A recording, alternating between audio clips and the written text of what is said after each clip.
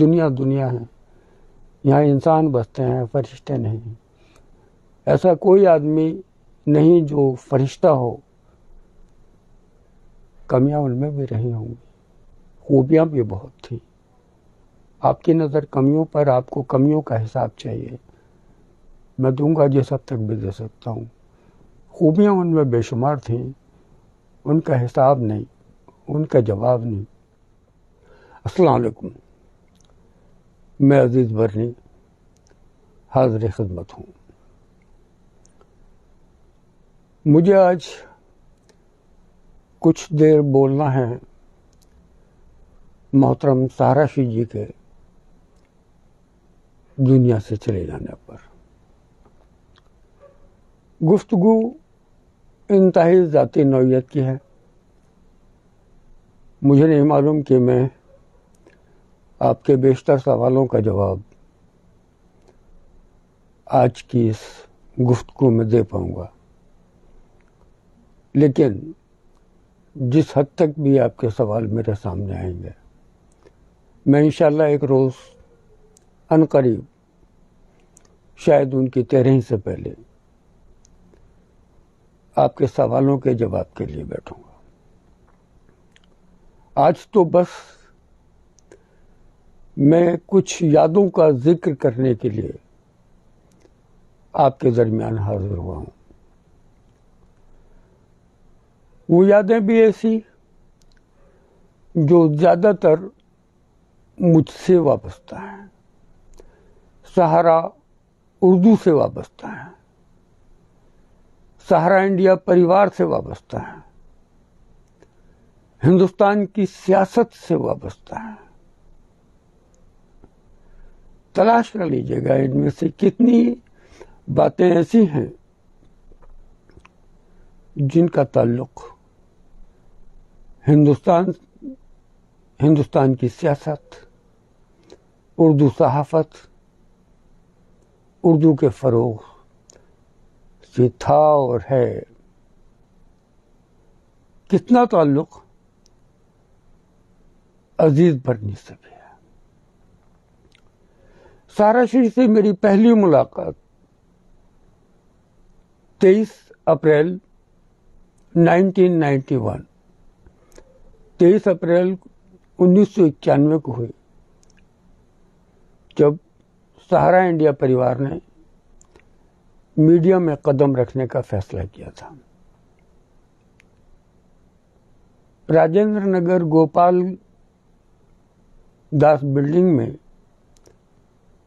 Interviews کا سلسلہ جاری تھا۔ میں بھی انٹرویو دینے والوں میں تھا۔ اس وقت ایک پشوپش کا ذہن بھی تھا۔ میرے بہت نزدیکی تعلقات تھے کانگریس کے کئی لیڈرز سے، اور میں سیاست میں آنا چاہتا تھا۔ یہ اس وقت کا ذہن تھا۔ حالانکہ صحافت میرا پہلا پیار ہمیشہ رہا۔ میرے پاس ایسا کوئی طے شدہ بایو ڈیٹا میڈیا کے لحاظ سے نہیں تھا۔ حالانکہ میں ان دنوں دلی سے ایک کمنٹیٹر نام کا ہندی ہفتہ روزہ شائع کرتا تھا، جو کم بیش شاہی صدیقی صاحب کے نئی دنیا اور آر کے کرنجیا کے بلٹس جیسا ٹیبلوئڈ سائز میں تھا۔ یہ سب میرے بایو ڈیٹا کا حصہ تھا، اور وہ جو پارلیمنٹ کی ٹکٹ کے لیے میں نے بایو ڈیٹا تیار کیا تھا، وہ میں نے سبمٹ کر دیا۔ میں چونکہ وقت سے پہلے پہنچ گیا تھا، لہذا میرا بایو ڈیٹا بھی اوپر ہی تھا، لیکن میں دیکھتا کہ ہر تھوڑی دیر میں جو نئے لوگ آ رہے تھے ان کا بایو ڈیٹا اوپر آ جاتا اور میرا بایو ڈیٹا نیچے رکھ دیا جاتا۔ مجھے لگا پرسنل ڈپارٹمنٹ نے میرے بایو ڈیٹا کو اسٹڈی کیا ہے، جانکاری دی ہے آنریبل سہارا شریف کو، اور کوئی خاص توجہ اس پر نہیں ہے، اس لیے اس کو نیچے رکھ دیا جاتا ہے۔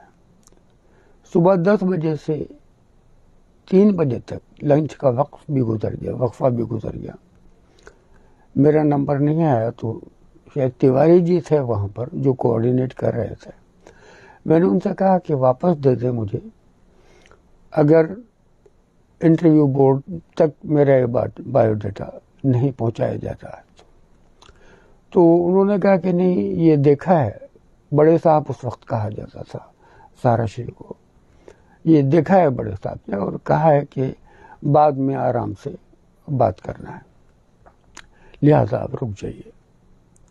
5 بجے تک انٹرویوز کا سلسلہ چلا اور تقریباً 5 بجے مجھے بلایا گیا۔ میں اتفاق سے اس وقت ریمنڈس کے ڈارک بلیو لائننگ کے سوٹ میں، سفاری سوٹ میں تھا۔ اندر جا کے میں نے دیکھا تو محترم سہارا شریف بھی سیم کلر سیم ڈیزائن کی پینٹ پہنے تھے۔ مجھ سے بات چیت کا سلسلہ شروع ہوا، مجھ سے میری صحافتی زندگی کے بارے میں پوچھا گیا۔ اس کے پہلے پرچم قرآن میرا اپنا اردو ماہنامہ النجات جو علی گڑھ سے حی علی الفلاح سوسائٹی کے ذریعے جاری کیا گیا تھا، اس میں ایڈیٹر کی ذمہ داریاں سنبھال رہا تھا۔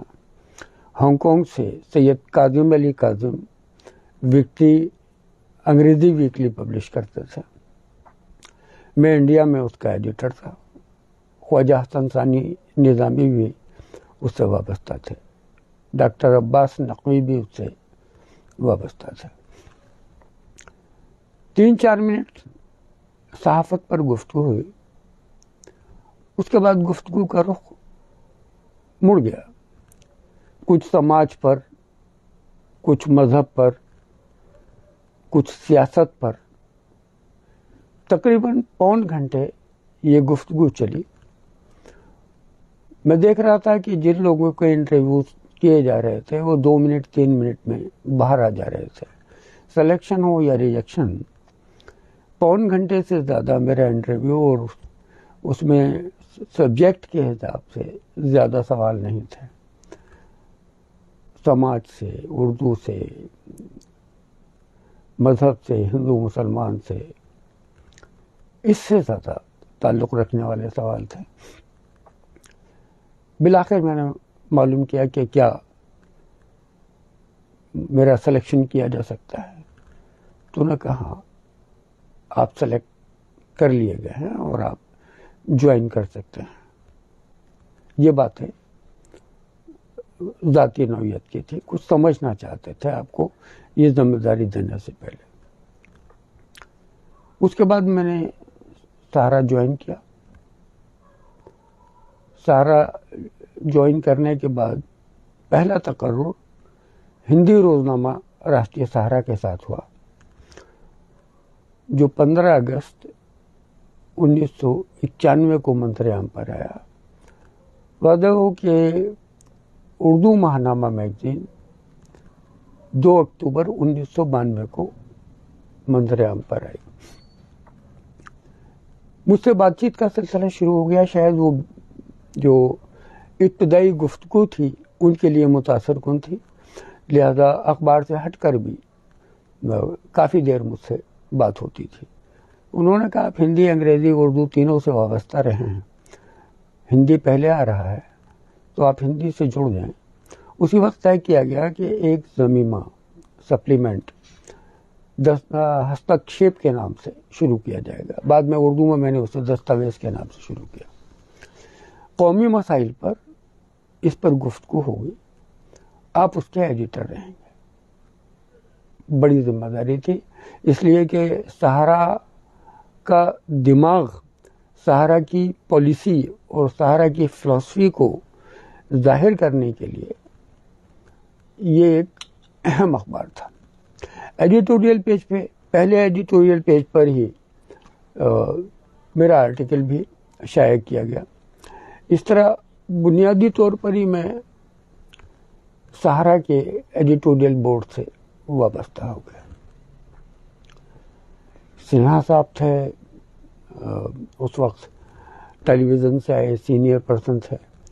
کملیشور صاحب نے ہندی کی ذمہ داریاں سنبھالی تھی، لیکن کچھ وجوہات کی بنا پر کملیشور صاحب ابتدا میں ہی الگ ہو گئے، حالانکہ میرے کافی قریبی تھے. وہ دنیش چند شریواستو جو آج کانپور سے تعلق رکھتے تھے، مینجمنٹ کی ذمہ داریاں سنبھال رہے تھے. اور کئی لوگ تھے، ادے جی تھے جو ہندی ایڈیٹوریل بورڈ کو دیکھتے تھے. ان میں سے کئی لوگ اس بات کو لے کے خوش نہیں تھے کہ ایک اردو کا کم مقبول اور ہمارے مقابلے ایک نیا شخص کیوں ہم پلہ ذمہ داریوں پہ ہیں. دراصل سارا شیخ نے چار پیج 4 سینئرز کو ذمہ داری میں دے دیے تھے. باقی اسسٹنٹ اسٹاف، سب ایڈیٹرز، پروف ریڈرز، اس وقت ڈی ٹی پی آپریٹرز تیار کرتے تھے، وہ سب ان کے انڈر میں ہوتے تھے. تو 4 پیج جو میری ذمہ داری میں تھے، میرا طریقہ یہ تھا کہ میں آہستہ سے سب ایڈیٹر انچارج کے پاس جاتا. مجھے ہیڈنگ میں جو تبدیلی چاہیے، ڈسپلے میں جو کچھ میں اسے بتانا چاہتا تھا، فوٹوگرافس کے معاملے میں بتانا چاہتا تھا، وہ آہستہ سے بتاتا تھا. اور باقی 3 لوگ قدرے تیز آواز میں ان کو ڈانٹتے ہوئے، سمجھاتے ہوئے یہ بتاتے تھے کہ کس طرح سے یہ بہتر ہوگا. سارا شریح کی ایک ٹیم برابر ایڈیٹوریل بورڈ میں رہتی تھی اور وہ جانکاری دیتی تھی کہ کس کی کام کرنے کا طریقہ کیا ہے. عام طور پر یہ بھی ہوتا تھا کہ جب سارا شریح فائنلی چیکنگ کے لیے آتے تھے تو میں کنارے کھڑے ہو جاتا تھا اور باقی 3 لوگ اپنے ان 4 پیجز کے انچارجز سے گفتگو کر رہے ہوتے تھے، انہیں بتا رہے ہوتے تھے، ڈانٹ رہے ہوتے تھے، سمجھا رہے ہوتے تھے، اور میں ان کے آنے سے پہلے ہی سب کچھ بتا چکا ہوتا تھا. یہ ساری جانکاری سارا شریح کے پاس تھی، اور یہ بھی جانکاری تھی کہ باقی سینئر لوگ عزیز برنی سے اس لیے ناخوش ہیں کہ یہ اردو کا آدمی ہندی میں کیوں ہے. ایک دن انہوں نے طے کیا کہ عزیز برنی اوور آل انچارج ہوں گے ہندی اخبار کے.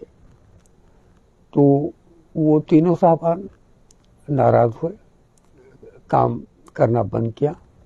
ان سے جو منسلک لوگ تھے وہ بھی الگ ہو گئے. انہوں نے ایک فہرست تیار کی تھی جنہیں نکال دیا جانا تھا، جنہیں اس لائق نہیں سمجھا گیا تھا کہ وہ سہارا ہندی ڈیلی میں کام کریں. میں نے ان کی ایک میٹنگ لی، ان کو کہا کہ آپ کو یہ معلوم ہے کہ آپ نہیں رکھے جانے والے ہیں، اور میں ہندی کا ہوں ہی نہیں.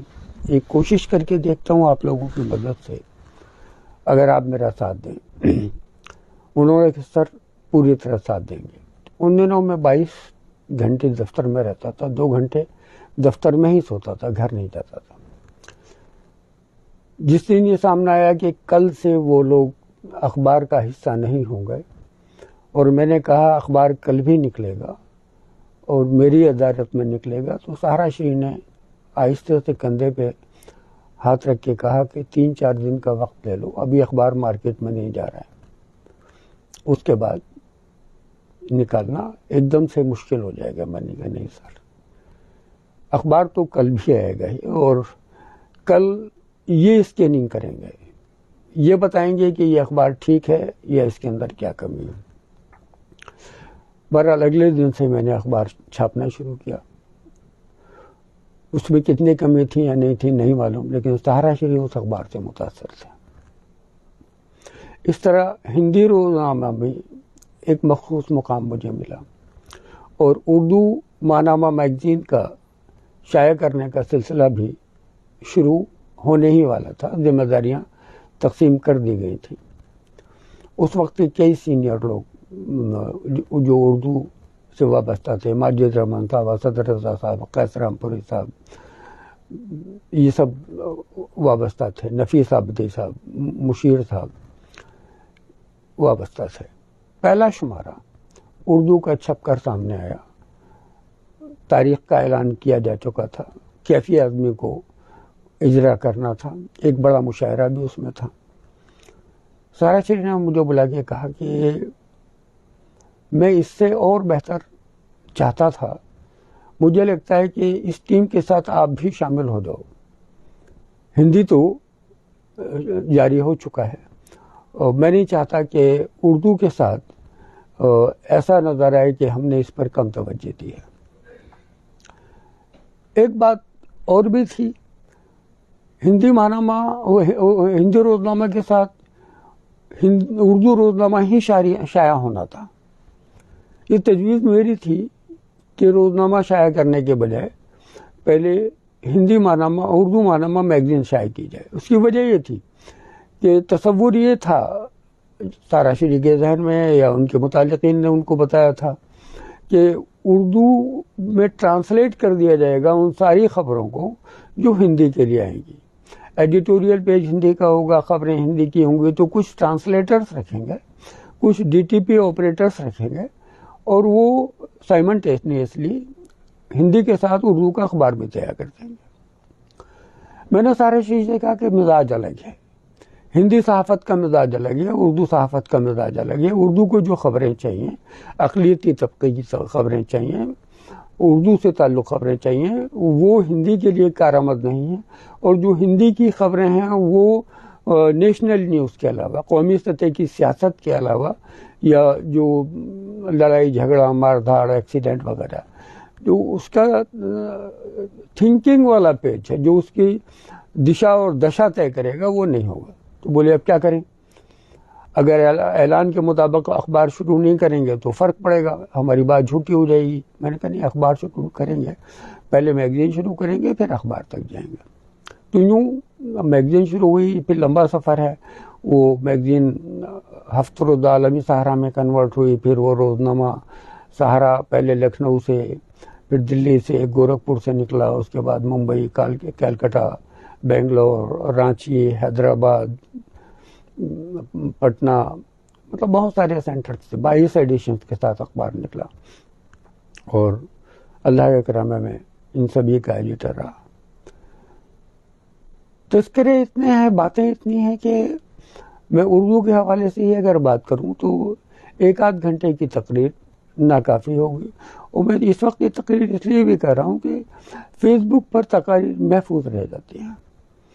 حالانکہ میں اپنی بایوگرافی مکمل کر چکا ہوں، اس میں سے کچھ کم کرنا یا کچھ نکالنا اب بہت مشکل ہے، پرنٹنگ پروسیس میں ہے. انگریزی اور اردو میں تو تقریباً تیار ہے، ہندی میں ابھی تھوڑا سا کام اس پر جاری ہے.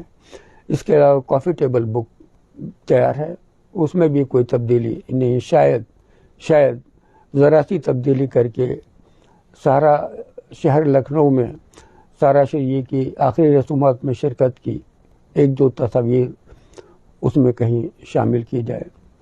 اس کے علاوہ ایک اور journey of life 50 years of journalism کو سامنے رکھ کر، یہ سب اس مرحلے میں شاید میرے پاس کچھ ہیں بھی اس میں سے.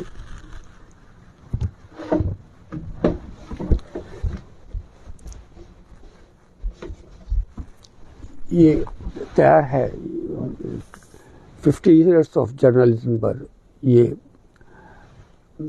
تیار ہے. اس کے اندر کافی ذکر ہے، شاہر آخری کا بھی ذکر ہے، اور بھی بہت لوگوں کا ذکر ہے. تو یہ انشاءاللہ میں چاہتا تھا ان کی زندگی پر منظر عام آئے، لیکن بدقسمتی کے یہ نہیں ہو سکا. یہ کافی ٹیبل بک ہے، یہ بھی تیار ہے.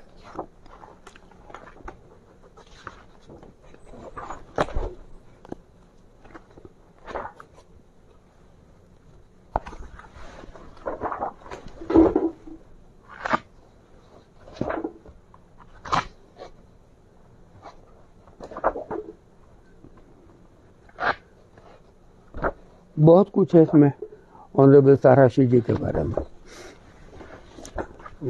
سبھی چاہتا تھا میں کہ ان کے ہاتھوں منظر عام پر ہے. بایوگرافی 700 پیج سے زیادہ ہے. بہرحال وقت پر کسی کا کنٹرول نہیں ہے. سارا شیجی نے اپنی زندگی میں کیا کیا ہے، کتنا اچھا کیا ہے، کتنا اچھا نہیں کیا ہے، اس کا مکمل تجزیہ کرنے کے اہل میں نہیں ہوں۔ نہ تو میں سپریم کورٹ کا جج ہوں،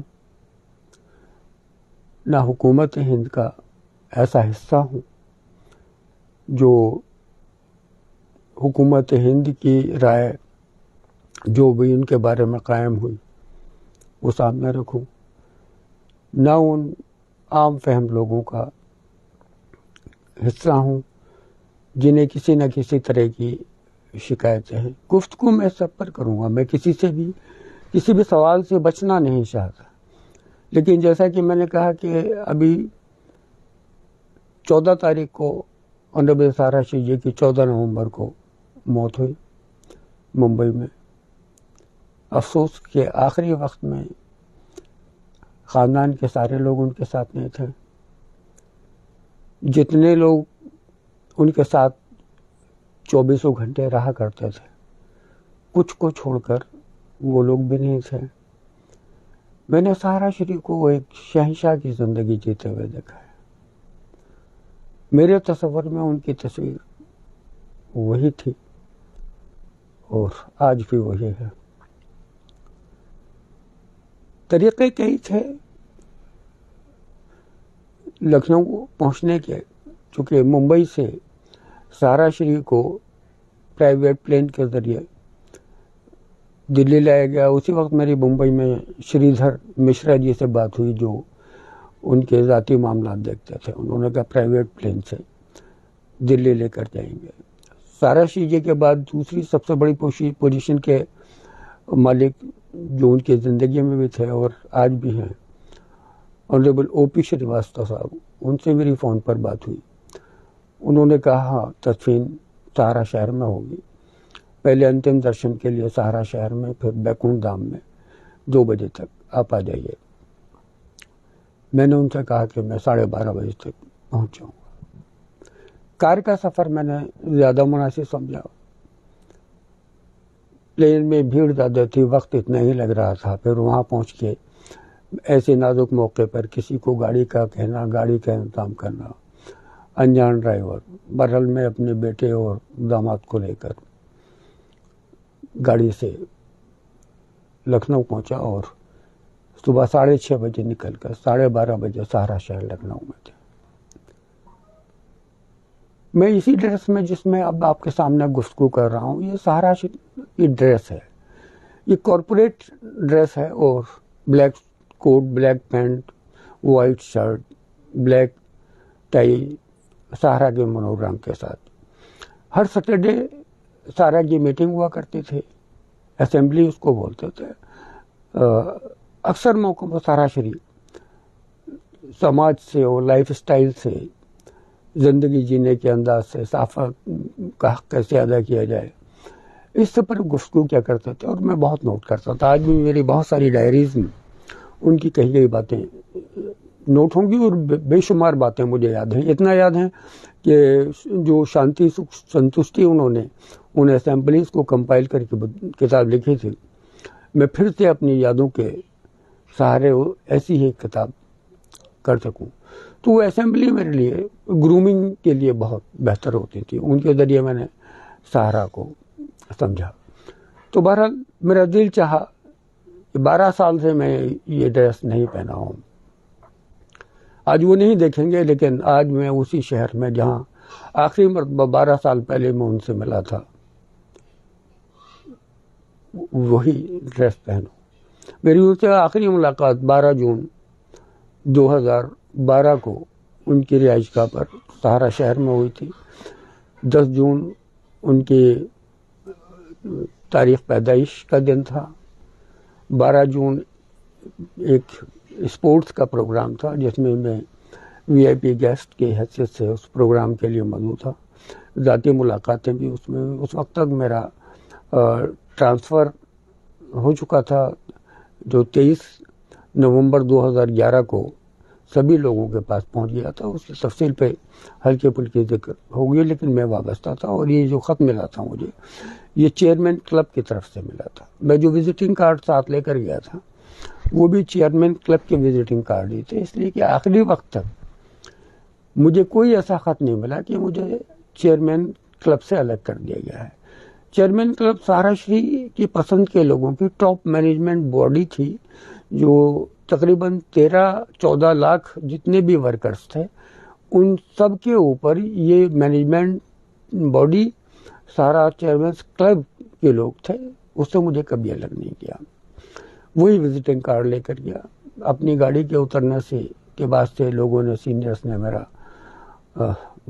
مجھے ریسیو کیا اور سیدھے مجھے اندر تک، باہر ہماری گاڑی باہر چھوٹ جاتی ہے، سہارا شہر میں اندر سہارا کی گاڑیاں چلتی ہیں، ان گاڑیوں کے ذریعے مجھے اس جگہ تک جو سہارا شہر کا محل ہوا کرتا تھا وہاں پہنچایا۔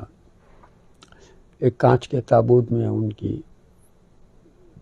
ان کا جسم خاکی رکھا ہوا تھا، دیکھا ان کی چھوٹی بہن اور قریبی رشتہ دار وہاں موجود تھے، ہلکی پھلکی ملاقات سبھی سے وہاں پر ہوئی، سارا کے بہت سارے سینئرز تھے جنہوں نے مجھے وہاں دیکھا۔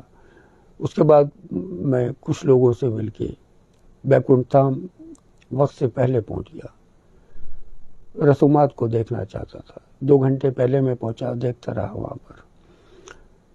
اس کے بعد کافی لوگ آتے رہے، ملتے رہے، جن میں سہارا انڈیا پریوار کے خاص سمت رائے صاحب، سنیل بجاج صاحب یہ بھی شامل تھے، میرے ساتھ کام کرنے والے بہت لوگ تھے، اردو کی پوری ٹیم تھی۔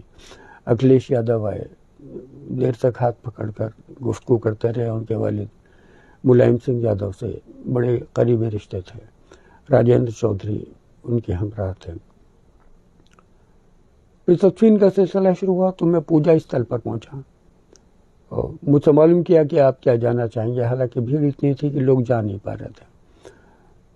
میں نے کہا مدد کریں، میں پہنچنا چاہوں گا۔ میں پہنچا، اس وقت آنریبل او پی صاحب، آنریبل جے بی صاحب، ان کے بیٹے، بہت خاندان کے بہت قریبی لوگ، ان کے پوتے، بیٹے نہیں تھے اس وقت۔ میں قریب 10-12 منٹ رکا، اس کے بعد رکا نہیں گیا، کیونکہ میرے لیے جذبات پر قابو پانا مجھے آسان نہیں لگ رہا تھا، اور میں کچھ اس طرح سے بھی لوگوں کے سامنے نہیں آنا چاہتا تھا۔ اس وقت بھی ایک چشمہ، کالا چشمہ میں نے آنکھوں پہ لگایا ہوا ہے، اس وقت بھی میں نے یہی چشمہ لگایا ہوا تھا۔ میں نہیں چاہتا تھا کہ میری آنکھوں کی نقل حرکت میرے جذبات پر غالب آ جائے، اور کچھ باتیں وہ جو میں آپ تک پہنچانا چاہتا ہوں پہنچانے میں دشوار بنی۔ اس کے بعد میں وہاں سے اتر کے آیا، کچھ دیر نیچے بیٹھا، پھر چلا آیا۔ میں راستے بھر میں سوچتا رہا کہ کیا زندگی دیکھی تھی میں نے ان کی، اپنے ہوائی جہاز، ایئر لائنس ہی نہیں، اپنے ہوائی جہاز، اپنے ہیلی کاپٹر، اپنی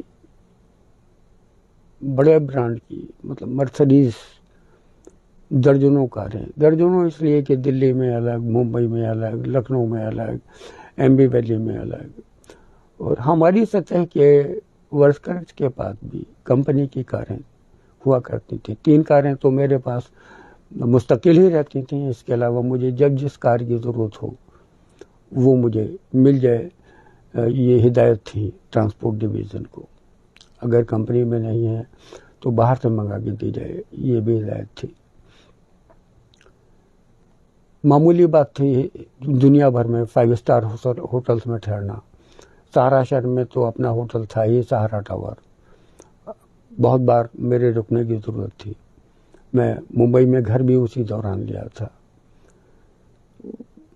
میری جو زندگی اردو صحافت میں تھی بلند شہر میں، جہاں بہت جدوجہد کے بعد میں نے اپنے گھر سے الگ ہو کے، میڈیکل پروفیشن سے الگ ہو کر مانامہ میگزین شروع کی، اس کی بھی کہانی یہ تھی کہ ایک مولانا صاحب، مولانا بحرینی، جو شکارپور میں اسکول چلاتے تھے، تقاریر کے لیے اکثر آیا کرتے تھے، عربی یا انگلش بول سکتے تھے، ہندی یا اردو نہیں۔ تو یہ دشواری سامنے آئی کہ ان کی تقاریر کا ترجمہ کوئی کر دے تو مجھے مقامی لوگوں نے کہا کہ آپ اگر ایسا کر سکیں تو 2-3 سفر کے دوران جب وہ شکارپور آئے تو میں نے ان کی تقاریر کا اردو میں ترجمہ کیا جو انگریزی میں ہوتی تھی. انہوں نے دعوت دی مجھے علی گڑھ آنے کی. میں گیا ان سے ملنے. کچھ کتابیں دیں انہوں نے مجھے. Morals Muhammad of all Muhammad, philosophy of پردہ, شی از ان ویو آف ٹروتھ, یہ سبھی انگریزی میں تھی. وقت خالی تھا, کلینک پر بیٹھتا تھا. اس وقت پر مریض کم آتے تھے کیونکہ میں اپنے والد صاحب کے دولت خانے سے اور دواخانے سے الگ ہو چکا تھا. تو ٹرانسلیٹ کیا میں نے ان کو, انہیں بہت پسند آئی. 20,000 روپے انہوں نے مجھے بھیجا. یہ شاید 81 کی بات ہے. 20,000 اچھی خاصی رقم ہوتی تھی اس وقت. تو مجھے لگا کہ اس پیسے سے زندگی شروع کروں. النجات بھی انہی کا میگزین تھا. انہوں نے بہت کہا کہ میرے ساتھ بحرین چلو, اپنی فیملی کو لے لو, لیکن میں ہندوستان سے نہیں جانا چاہتا تھا. اس 20,000 روپے سے میں نے پرچم قرآن شروع کیا, جسے 87 کے فرقہ وارانہ فسادات میں دفتر کو نظر آتش کر دیا گیا. میرٹھ گولا کنواں پہ اس کا دفتر تھا. پھر ایک پریشانی کا دور. پھر 3 سنہری باغ عارف محمد خان کا دفتر تھا. عارف محمد خان میرے بچپن کے ساتھی تھے.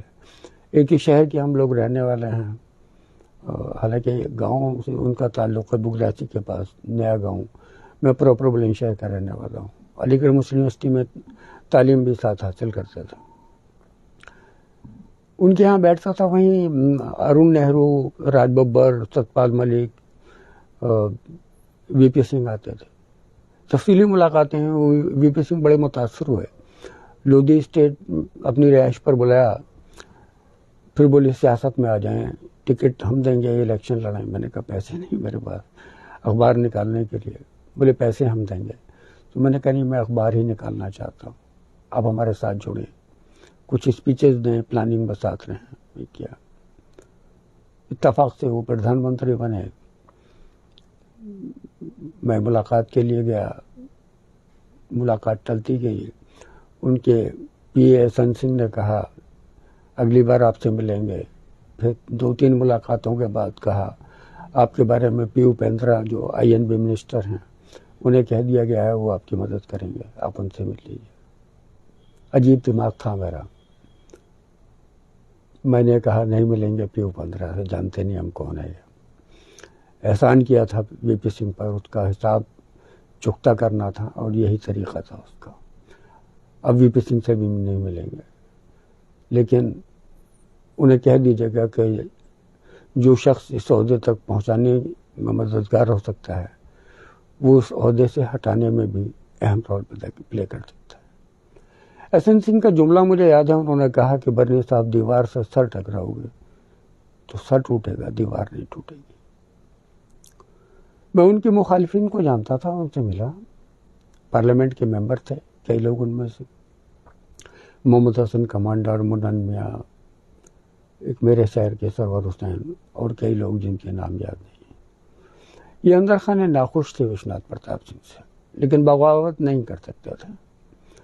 چندرشیکھر کے بارے میں جانتا تھا کہ وہ وزیر اعظم بن سکتے تھے وی پی سنگھ کی جگہ.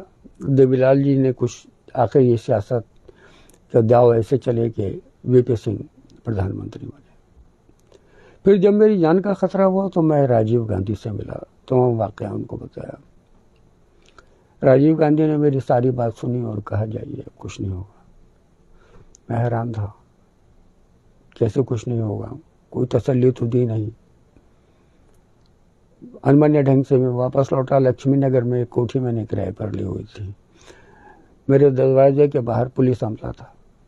میں واپس پلٹ کے بھاگنا چاہتا تھا کہ انہوں نے ہاتھ کھڑے کر کے اشارہ کیا کہ واپس آئیے. غالباً ان کے ہاتھوں میں پستول بھی تھے. ممکن نہیں تھا بھاگ جانا, لہذا میں ان کے قریب گیا. SHO نے کہا کہ ہمارے پاس اطلاع ہے, آپ کی حفاظت کی جائے گی, ہم علاقہ انچارج ہیں, اگر 100 لوگ آپ کے گھر میں آگ لگانا چاہیں گے تو پہلے آپ کو محفوظ مقام پر بھیج دیا جائے گا، تب اس گھر میں کچھ ہوگا. اور یہ 2 ٹیلی فون فارم ہیں، صرف بھر کے دے دیجیے، آپ کے گھر ٹیلی فون لگ جائے گا. 1991 میں ٹیلی فون کا لگنا بڑا مشکل تھا، کئی برس لگتے تھے، پر اگلے دن میرے 2 ٹیلی فون لگ گئے. ان میں سے ایک کا نمبر تھا 221-2221. یہ نمبر راجیو گاندھی کے پاس بھی تھا اور اس نمبر پہ میری ان سے بات ہوتی تھی. میں پھر ملا، قدر بہتر تھا، شکریہ ادا کیا. پھر میں نے کہا اب میں آپ کے لیے کچھ کرنا چاہتا ہوں. مسکرائی، کیا کرو گے؟ میں نے کہا یہ سرکار گھیرنا چاہتا ہوں. بولے کیسے؟ میں نے کہا میں جانتا ہوں 12 ممبر پارلیمنٹ پر یہ سرکار ٹکی ہے، اور میں اس سے زیادہ ایسے ایم پیز کو جانتا ہوں جو اس سرکار میں شامل ہیں. وی پی سنگھ سے ناراض. بولے کیا 2-4 سے بات کرا سکتے ہو؟ تو میں نے ان کے اسپیکر فون والے فون پر 4 لوگوں سے بات کرائی. محمد حسن کمانڈر، منن میاں، سرور حسین، ایک اور. چاروں کی جواب انہوں نے سنا. اور میں نے کہا اگر میں یہ بتاؤں ایسی جگہ بیٹھا ہوں جہاں کی سپورٹ بڑی معنی رکھتی ہے. بولے آپ بس ہمیں بتا دیجئے کتنے اور چاہیے، باقی لوگ ہمارے رابطے میں ہیں. راجیو گاندھی جی نے کہا برنی صاحب آپ کا وقت ختم ہو گیا، لیکن اب آپ سیاست میں آ جائیے، صحافت جاری رکھیے، سیاست میں آ جائیے. مجھے بھی لگا کہ مجھے سیاست میں آ جانا چاہیے. لہٰذا 4 اپریل کو میں نے کانگریس جوائن کی. میری جوائننگ میں غلام نبی آزاد موجود تھے، ہریانہ کے chief minister Banarasi Das, central minister Kunwar Manvendra Singh, اور بھی کئی لوگ تھے. پرومیننٹلی اخبارات میں ہمارے نام دیے گئے تھے، ریڈیو پر بھی. اخبار کی کٹنگ آج بھی، ہندوستان اخبار کی کٹنگ آج بھی مجھے مل جائے گی. پھر حادثہ یہ ہوا کہ راجیو گاندھی دنیا میں نہیں رہے، اور سیاست میرا بنیادی مقصد نہیں تھا. میں سہارا میں ہی رہا اور سہارا سے ہی آگے بڑھتا رہا. سہارا سے ہی کوئی ان واقعات کا علم تھا، اور کس سطح کے لوگوں سے میرا تعلق ہے یہ بھی ان کو علم تھا. 92 میں 1992 میں یا 91 میں میرے گھر میں ایک روزہ افطار تھا. اس میں راجیو گاندھی کو آنا تھا، لیکن اس دن راجیو گاندھی ایک خاص میٹنگ جس میں ملائم سنگھ یادو بھی تھے، سیکولرزم پر میٹنگ تھی، اس میں مصروف رہے. تو ایچ کے ایل بھگت ان کے جانشین جو جنرل سیکریٹری ہوتے تھے وہ ہے میجر وید پرکاش اور وی این گاڈگل ترجمان ہوا کرتے تھے. تینوں لوگ میرے گھر پر ہیں. اس میں سہارا شریف کو بھی آنا تھا، ان کی چٹھی میرے پاس آئی. یعنی میرے قد کا ان کو اندازہ ہوا، اور اسی کے حساب سے پھر منزل میں بڑھتا چلا گیا. اردو کے اختیارات، ہندی کے اختیارات، ٹیلی ویژن کے اندر شمولیت، کینٹین کا انچارج، انگریزی میگزین کا میں 1 سال تک انچارج رہا. سہارا شریف کے بلیو ایڈوائز میں میری گنتی ہوئی. میں سلور کارڈ ہولڈر بنا چیئرمین کلب کا، سلور پلس کارڈ ہولڈر بنا، ڈبل پلس کارڈ ہولڈر بنا، گولڈ کارڈ ہولڈر بنا. ہر بات تنخواہیں اور ان ساری چیزوں میں اضافہ ہوتا چلا جاتا تھا. وہ زندگی دی انہوں نے، اور اس کے ذریعے وہ زندگی ملی. امر سنگھ ان کے دین ہیں، حالانکہ ملائم سنگھ سے میری دوستی تھی، پھر ان کی قربت رہی، وہ میرے دوست تھے. اٹل بہاری واجپئی لکھنؤ سے الیکشن لڑتے تھے، سہارا شریف کے نزدیک تھے. انہیں مجھ سے کافی شکایتیں تھیں، لیکن اٹل بہاری واجپئی بہت نزدیک ہے، اڈوانی بھی بہت نزدیک ہے، مرلی منوہر جوشی بہت نزدیک ہے، اے آر انتولے، مادھو راؤ سندھیا، راجیش پائلٹ، کنور جتیندر پرساد سنگھ،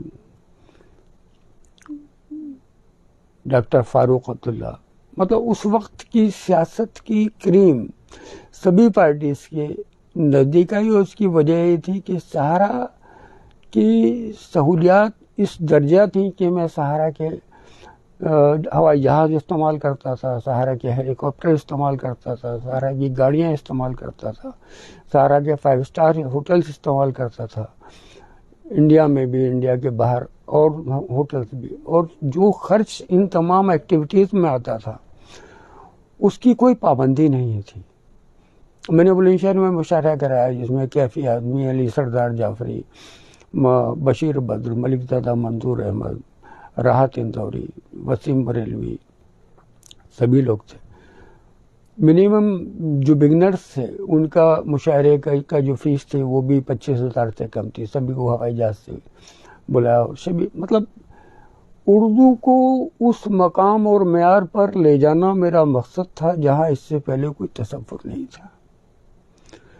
اردو صحافی کا ایک خاص حلیہ طے کر لیا گیا تھا کہ وہ کرتا پاجامہ پہنے گا، داڑھی ٹوپی ہوگی، موٹی سی اینک ہوگی، ایک جھولا ہوگا، سائیکل پہ چلے گا. یہ طرز زندگی بدل دی میں 3 پیس سوٹ پہنتا تھا یا پرنٹ سوٹ پہنتا تھا، کار سے چلتا تھا، بہت موقعوں پر ہیلی کاپٹر استعمال کرتا تھا. کار بہت عمدہ قسم کی، یعنی میں نے اپنے لیے تو وینٹی وین بنائی جس کے اندر ٹیلی ویژن، اوون، فریزر، کھانا کھانے کی ٹیبل، ہاتھ دھونے کے لیے واش بیسن، سو جانا، میوزک سسٹم، ڈرائیور کا کیبن الگ، سیکیورٹی الگ، CISF کی سیکیورٹی میرے پاس رہی، کمپنی کی سیکیورٹی میرے پاس رہی، UP گورنمنٹ کی سیکیورٹی، اس میں protocol gypsy, pilot gypsy, 8 gonna, 4 ساتھ میں، 4 گھر میں. مطلب یہ زندگی وہ اردو صحافت کی دین تھی جس اردو صحافت کو لوگوں نے ایک حد تک نظر انداز کر دیا تھا. مجھے یاد ہے کہ ایک مرتبہ میں امریکہ جا رہا تھا پرائم منسٹر کے ڈیلیگیشن میں، تو میری سیٹ فرنٹ رو میں تھی جہاں ایک انگریزی کے اخبار کے ایڈیٹر میرے ساتھ بیٹھے تھے. انہیں شاید یہ لگا کہ میری حیثیت کے برابر کا میرے ساتھ جرنلسٹ ٹریول نہیں کر رہا ہے، ایک اردو جرنلسٹ ٹریول کر رہا ہے. تو 12 گھنٹے کے سفر میں 2-3 گھنٹے خاموشی سے گزرے. جو پرائم منسٹر نے آ کے اسپیچ دی، جیسا کہ وہ 2-3 بار بات کرتے ہیں جرنلسٹ سے، اور مجھے مخاطب بھی کیا، تو انہیں لگا کہ شاید کچھ خاص ہے. پھر انہوں نے مجھ سے تعارف کیا، اپنے بارے میں بتایا. پہلا سوال یہ تھا کہ آپ کو ملتا کیا ہے. ان کو لگتا ہے کہ اردو ایڈیٹر کی سیلری لاکھ کے آس پاس نہیں ہو سکتی، ہزاروں میں ہوگی. میں نے کہا ظاہر ہے سیلری تو آپ ہی کے ذات ہوگی، آپ مجھے بتا دیں کہ آپ کو کیا ملتا ہے. تو انہوں نے بتایا کہ تقریباً 2 لاکھ روپے ان کی سیلری ہے، اور پرکس میں ٹیلی فون ہے، آنے جانے کا جو ان کا کرایہ ہے وہ ہوتا ہے، ایک گھر پہ PNT ٹیلی فون ہے، یہ ملتا ہے. اس کے علاوہ اخراجات کے جو بل دیتے ہیں وہ ہوتا ہے، مطلب 2.5 لاکھ کے آس پاس ملتا ہے.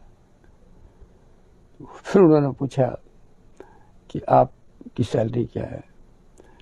تو میں نے ان کو بتایا کہ 3,31,000 تو آن رول ملتا ہے، 1 لاکھ کیش ملتا ہے، اور اس کے علاوہ کمپنی کی 3 گاڑیاں، 3 ڈرائیور، میرے سارے نوکروں کی، گھر میں کھانا بنانا، سیکیورٹی گارڈ، ان سب کے تنخواہیں کمپنی دیتی ہے. میرے سارے بل جتنے بھی ہوتے ہیں وہ کمپنی دیتی ہے. بولے اردو میں ایسا؟ میں نے کہا ابھی میں سرکاری انتظام میں نہیں ٹھہرنے جا رہا ہوں، امریکہ میں، نیو یارک میں جس ہوٹل میں ٹھہروں گا اس کا بل بھی کمپنی دے گی. اتفاق تھا کہ میں مسلم ہوٹل میں کھانا کھانا چاہتا تھا، وہ میں نے ذکر کیا ہے اپنی کتاب میں. یہ انتظام امر سنگھ کا تھا. میں نے ان کو کہا کہ یہاں پورک بنتا ہے، میں اس ہوٹل میں کھانا نہیں کھاؤں گا. تو اس نے کہا گاڑی آپ کے پاس رہے گی، وہ شہر کے مسلم ہوٹل جانتا ہے، جتنے دن رہا اس کی گاڑی رہی. یہ بھی سہارا کی زندگی کا حصہ ہے. میں اس موضوع پر شاید انصاف نہ کر سکوں گھنٹوں بول کر بھی. میں نے 22 گھنٹے کا سفر رہا یہ میرا، کار سے لکھنؤ آنا اور جانا. حالانکہ شاندار کار تھی میرے پاس، جانے میں بھی 4.5 گھنٹے لگے اور آنے میں بھی 4.5-5 گھنٹے لگے. مگر اس 22 گھنٹے میں لگاتار سہارا شریف کی زندگی کے بارے میں سوچتا رہا. میں ان کے بھروسے مند لوگوں میں تھا، بہت بھروسے مند لوگوں میں تھا. صرف ایک ہی چیز کو لے کر کہیں نہ کہیں ڈسپیوٹ نہیں کہوں گا میں ان کو، رائے الگ الگ تھی. شاید اسی واقعے پہ میں ختم کر دوں. احمد پٹیل سے سہارا شریف ملنا چاہتا تھا. سلسلہ شروع ہوا یہ سہارا شریف سونیا گاندھی سے ملنا چاہتے. میں احمد پٹیل کے بہت نزدیک تھا. ان دنوں میں لکھنؤ میں تھا, کوئی شادی تھی. چھوٹے صاحب نے, آنریبل جے بی راڑا صاحب نے, ان کے چھوٹے بھائی نے کہا, ان سے میرے بڑے بے تکلف سے رشتے تھے, آج بھی ہیں. انہوں نے کہا کہ اتنا آپ احمد پٹیل کرتے ہو, کیا آپ کو معلوم نہیں کہ سر احمد پٹیل سے ملنا چاہتے ہیں, ایک ملاقات طے کر دو. میں نے کہا ہو جائے گی. تو بولے ایسے بول رہے ہو جائے گی جیسے ابھی فون کرو گے اور ابھی بات ہو جائے گی. درجنوں لوگ لگے ہیں اور ہو نہیں پایا ہے. میں نے کہا میں ابھی فون کروں گا, ابھی بات ہو جائے گی. وہیں سے میں نے احمد پٹیل کو فون کیا. میں نے کہا میں سہارا شریف کے ساتھ کھڑا ہوں, ایک ملاقات آپ سے ہونا ہے, ابھی بات کر لیجئے, دلی آؤں گا تو ملاقات طے کروں گا. اسی وقت سہارا شریف سے بات ہوئی. یہ حیران کن تھے. ملاقات طے ہوئی میرے گھر پر. سہارا شریف میرے گھر پر تھے, احمد پٹیل کو مجھے لے کر آنا تھا. سہارا شریف اس طرح میرے گھر پر تھے جیسے یہ گھر ان کا ہے. انہوں نے احمد پٹیل کا وہاں خیر مقدم کیا. تقریباً 1 گھنٹہ یہ ملاقات چلی. رشتے بڑے اچھے بنے, بڑے خوشگوار بنے. میری بہت اچھی ملاقات دگ وجے سنگھ سے بھی تھی, آج بھی ہے. آج بھی بہت اچھی ملاقات ہے. سہارا شریف سے ان کی بھی دوستی ہوئی. سلمان خورشید میرے بہترین دوست ہیں, ان سے بھی دوستی ہوئی. یہ سب تو کانگریسی ہیں. ملائم سنگھ, راج ببر, امر سنگھ, یہ کانگریس کے باہر میرے دوست تھے. راج ببر تو بعد میں میرے پرسویشن پر کانگریس کا حصہ بنے. بہرحال اس کے بعد میں کانگریس سے اچھے رشتے بنے. جب جب پریشانی آئی کانگریس کو ہم نے مدد کی, سہارا اردو نے مدد کی, عزیز برنی نے مدد کی, اسٹار کیمپینر رہا. ان کی سرکار 2004 اور 2009 میں بنوانے میں اہم رول پلے کیا. ملائم سنگھ سے اس وقت ناراضگی تھی میری کلیان سنگھ کو لے کر. مطلب جب کانگریس کے سینئر لیڈر بھی امید نہیں کر رہے تھے کہ کانگریس کی سرکار بنے گی, تب کانگریس کی سرکار بنی. 2004 میں بھی میں گورنمنٹ آف انڈیا میں ایڈوائزر رہا. Science and technology and ocean development ministry رہی. میں نے کبھی ایک پیسہ نہیں لیا. 2 آفس آف پروفٹ نہیں رکھ سکتا تھا. سرکاری گھر نہیں لیا. سرکاری گاڑی ملی ضرور, میں پرسنل کار سے چلتا تھا. یہ سب پیسہ پرائم منسٹر ریلیف فنڈ میں جاتا رہا. ان دنوں سنامی کے اکاؤنٹ میں یہ پیسہ گیا. اس کے بعد 2009 میں سرکار بنی تو میں ایچ آر ڈی منسٹری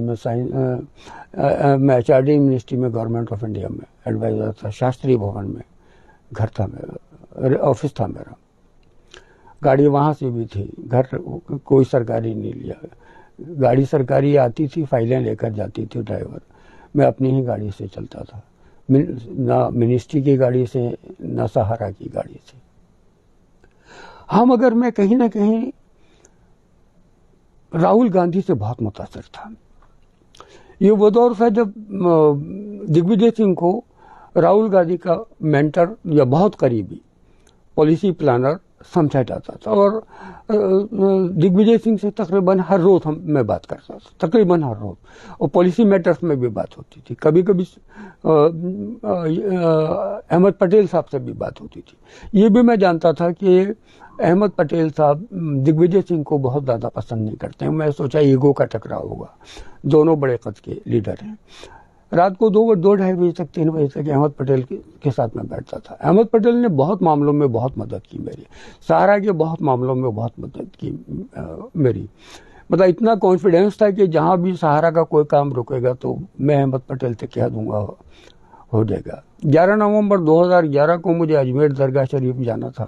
سارا انتظام احمد پٹیل کی معرفت ہوا تھا. 2 چیف منسٹر راستے میں تھے, بھوپندر سنگھ ہڈا ہریانہ میں, اشوک گہلوت راجستھان میں. دونوں کو میرا نام بتا کے سارے انتظام, security, circuit house, all that. اس کے علاوہ مہاراشٹر کے اندر اشوک چوہان چیف منسٹر رہے, یشونت راؤ چوہان چیف منسٹر رہے, میرے اچھے رشتے رہے.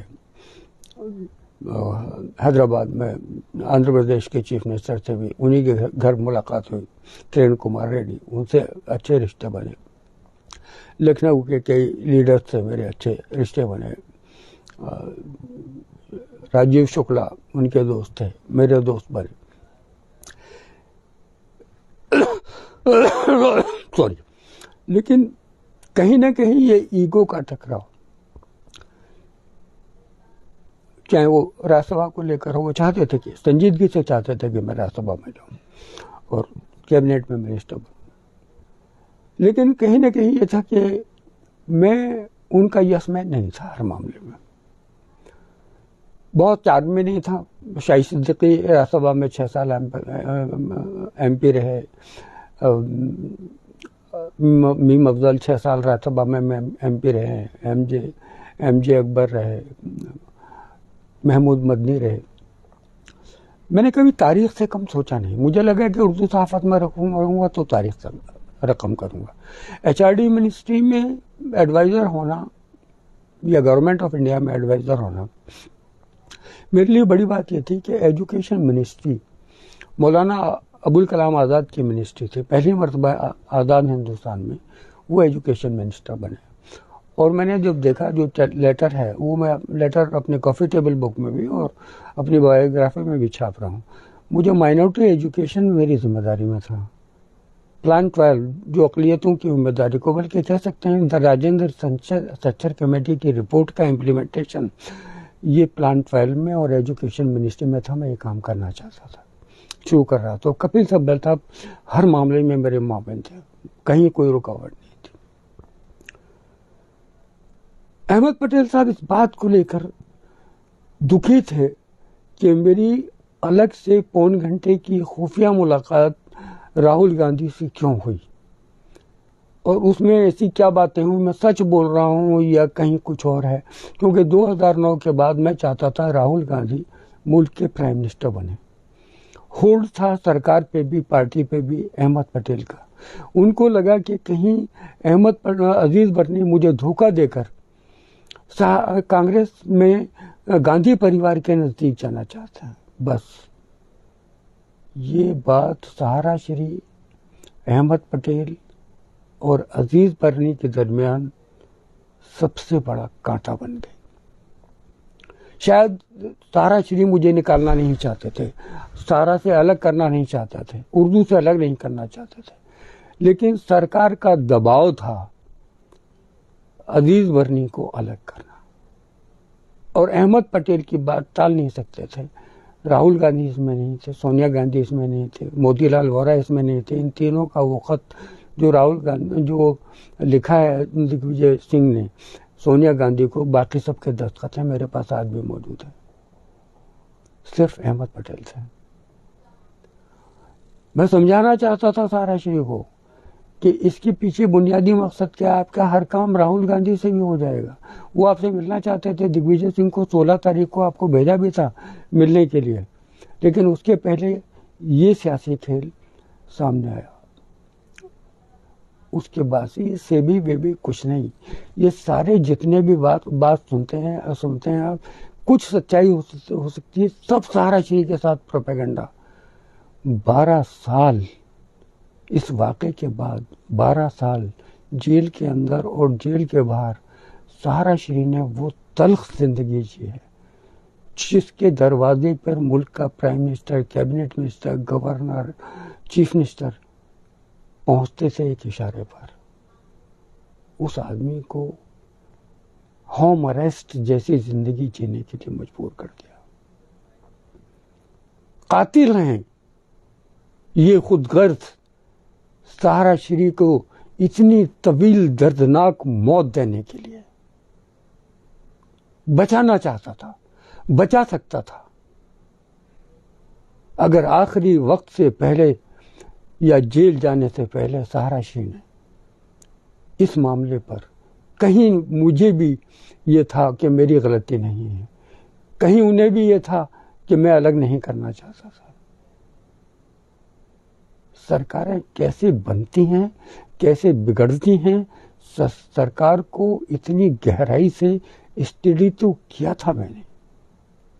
وہ اس وقت کی سب سے بڑی طاقت تھا, لیکن اس وقت کی قلم کی سب سے بڑی طاقت سہارا شریف کے پاس تھی.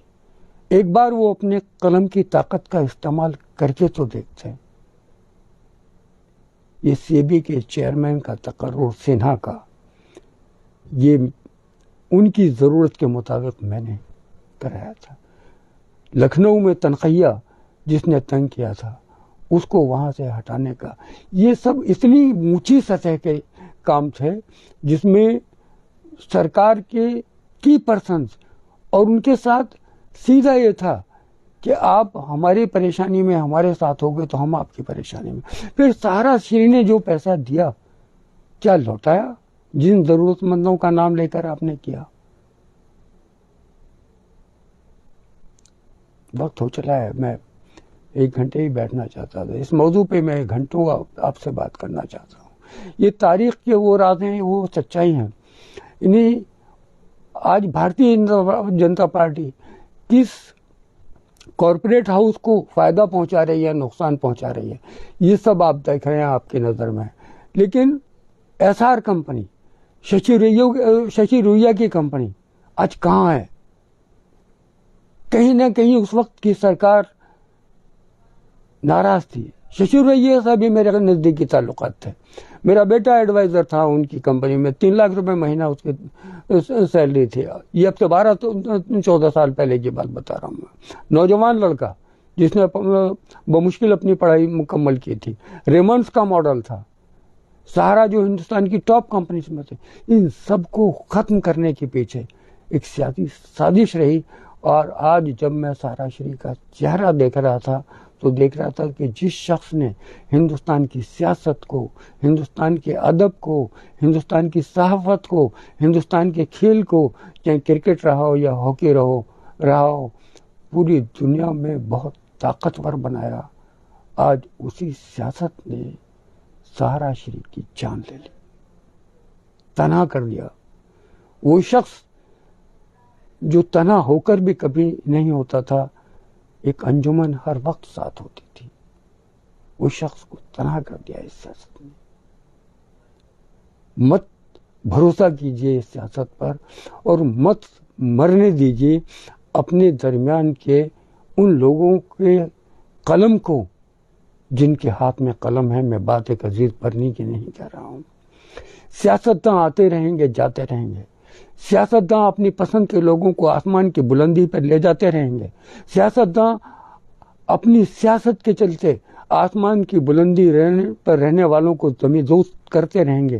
لیکن یہ صرف قلم ہے, یہ قلم ہے, یہ قلم ہے صرف, جو انہیں ان کی حیثیت بتا سکتا ہے, سچ سامنے رکھ سکتا ہے, سچ کو تاریخ کے اوراق میں درج کر سکتا ہے. وہ سچ آج سے 100 سال بعد بھی پڑھا جائے گا تو دنیا جان لے گی کہ سیاست نے کیا کھیل کھیلا ہے. بہت دکھی من سے میں آپ سے اجازت چاہتا ہوں. میں بہت کچھ کہنا چاہتا ہوں, شاید پھر کہوں گا. معذرت خواہ ہوں میں, میری پوسٹ پر آ کر ان تمام لوگوں نے جو سوال کیے کہ میں ان کے جواب نہیں دے پا رہا ہوں.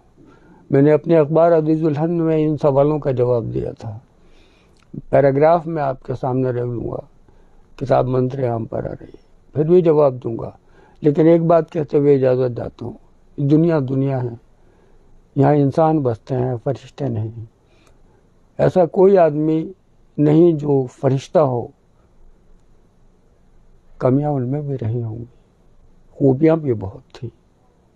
آپ کی نظر کمیوں پر, آپ کو کمیوں کا حساب چاہیے, میں دوں گا جس حد تک بھی دے سکتا ہوں. خوبیاں ان میں بے شمار تھیں, ان کا حساب نہیں, ان کا جواب نہیں. ان پہ دستاویز کے دستاویز لکھ سکتا ہوں اور لکھوں گا میں. بس انہی چند لفظوں کے ساتھ اجازت چاہتا ہوں. شکریہ. خدا حافظ. جے ہند.